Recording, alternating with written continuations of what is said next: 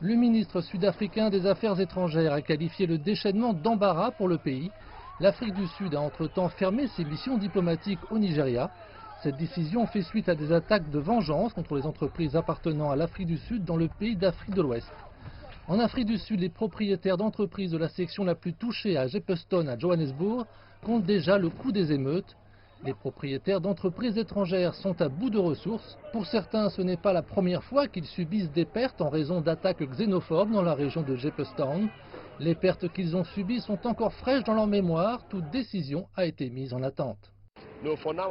Non, pour l'instant, je ne prends aucune décision. Vous comprenez? Je ne prends aucune décision. J'attends de voir si le gouvernement peut aider de quelque façon que ce soit. Si le gouvernement peut aider, ça va, je serai heureux, même s'il s'agit d'un petit montant.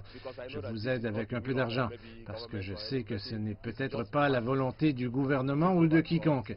C'est juste des masses. Prenez le contrôle et faites ça. Certains ressortissants étrangers envisagent de rentrer chez eux, mais il y a autre chose à prendre en compte. Pour moi, dire non, rentrons maintenant chez nous pour commencer une nouvelle vie. Mon frère, tu sais, tu rentres chez toi les mains vides, tu sais ce que ça veut dire? Rentrer chez soi les mains vides dans son propre pays, repartir de zéro.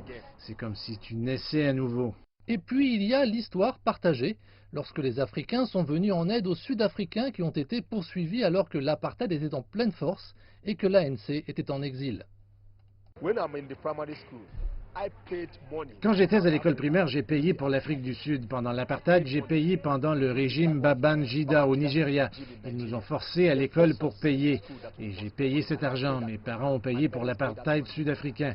Maintenant que nous venons ici, toutes ces choses commencent à se produire. Je me demande si ce sont les mêmes personnes pour lesquelles mes parents ont payé. Nous voulons survivre, nous ne vendons pas de drogue, nous ne commettons pas de crimes, nous ne faisons qu'acheter et vendre des voitures à la casse. Alors que certaines personnes resteront et reconstruiront, d'autres vont probablement faire leurs bagages et rentrer chez elles quand elles en auront l'occasion. Et puis il y a un troisième groupe qui essaie de voir ce que le gouvernement va faire pour s'assurer d'obtenir une forme de compensation pour pouvoir recommencer.